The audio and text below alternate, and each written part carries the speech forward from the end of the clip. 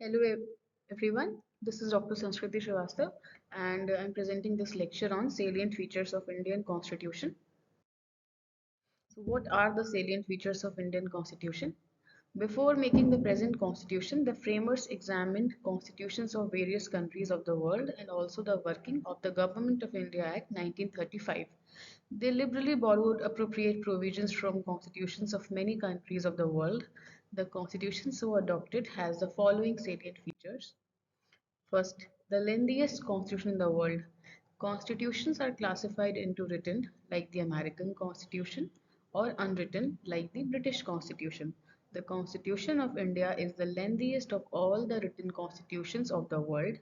It is a very comprehensive, elaborate, and detailed document. The Indian Constitution originally consisted of 395 articles divided into 22 parts and 9 schedules. Presently, it consists of a preamble, about 450 articles divided into 24 parts and 12 schedules. Next feature is parliamentary form of government. The Constitution of India has opted for the British parliamentary system of government rather than American presidential system of government.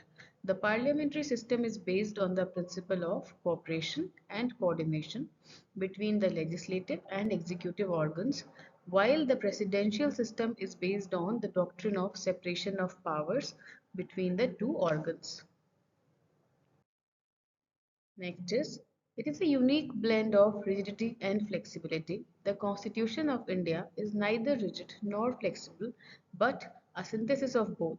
A rigid constitution is one that requires a special procedure for its amendment, while flexible constitution is one that can be amended in the same manner as ordinary laws are made.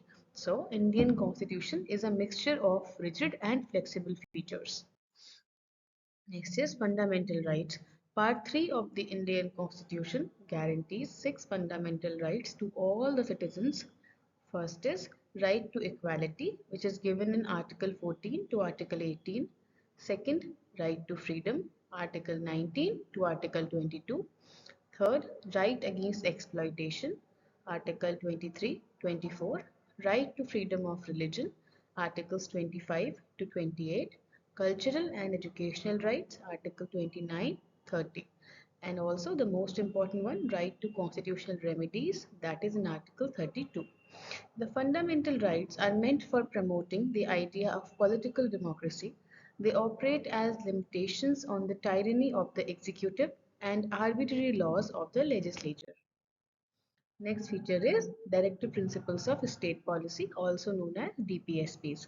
The Directive Principles of State Policy, contained in part of the Constitution, set out the aims and objectives to be taken by the state in the governance of the country. According to B.R. Ambedkar, the Directive Principles of State Policy is a novel feature of the Indian Constitution. They can be classified into three broad categories: socialistic, Gandhian, and liberal intellectual. Fundamental duties. By 42nd Amendment Act, Part 4th A has been added to the Constitution, which enumerates certain fundamental duties of the citizens. Originally, 10 duties were enlisted in Clause A to J of Article 51A. Clause K, which imposes duty on parents or wards, has been added by the Constitution 86th Amendment Act 2002. Moving on, next feature is a federation with a strong centralizing tendency. The term federation has nowhere been used in the Constitution. Article 1 describes that India is a union of states, which implies two things. Firstly, Indian Federation is not the result of an agreement by the states, and secondly, no state has the right to split from the Federation. The Constitution of India establishes a federal system of government. It contains all the usual features of a federation like two governments, division of powers, written constitution, supremacy of the constitution, rigidity of constitution, independent judiciary, and bicameralism.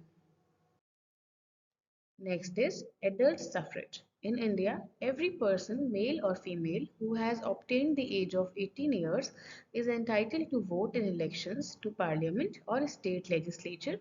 Originally, this age limit was 21 years, but after the 61st Amendment Act 1988, it was reduced to 18 years. In India, everyone has right to vote. Currently, the age limit is 18 years. As soon as one attains the age of 18 years, they get the right to vote. So everyone is ensured equal political justice. Everyone has a right to participate in choosing the government, in choosing their representative. Moving on, next feature is an independent judiciary. Independence of judiciary is essential for impartial adjudication of disputes between individuals, between union and state, between union or state and individuals, and lastly, between union and states or between states inter se. The Supreme Court stands at the top of the integrated judicial system in the country. Below it, there are high courts at the state level. This single system of courts enforces both the central laws as well as the state laws. The Supreme Court of India is a federal court, the highest court of appeal, the guarantor of the fundamental rights of the citizens, and the guardian of the Constitution. Basically, Supreme Court is the paramount watchdog of the citizens' fundamental rights. It protects citizens' rights like no other organ of the judiciary. Moving forward. A secular state. India is a secular state. The Constitution of India stands for a secular state, hence, it does not uphold any particular religion as the official religion of the Indian state. The term secular was added to the preamble of the Indian Constitution by the 42nd Amendment Act 1976. Article 25 to 28 of the Constitution give concrete shape to this concept of secularism. Secularism means that the state has no particular religion, which also means that a state must not be biased towards any particular religion, and everyone following a particular religion must not violate another person's religion or must not intervene in their religious practices. Everyone has a right to practice, profess, and propagate their religion, irrespective of uh, the majority views. So, Constitution protects everyone equally and protects the right to worship of everyone equally. Next is single citizenship. In most of the federation, people have double citizenship, citizenship of the union and citizenship of one of the several states which form the union. Every citizen is a citizen of India and enjoys the same rights of citizenship no matter in which state he resides. This feature also affirms the solidarity of the country, the integrity of the nation, so that there are no disputes about the territorial limitations of the state. And in India, being versatile, being different is celebrated and not questioned. So single citizenship's idea, it also affirms India as a federation. Moving forward, separation of power.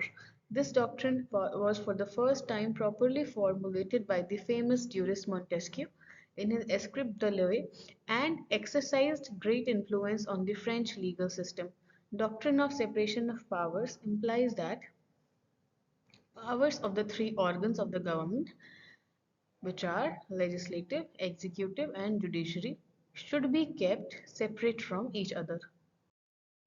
Thank you. So these were the features of the Indian constitutions in a summary way.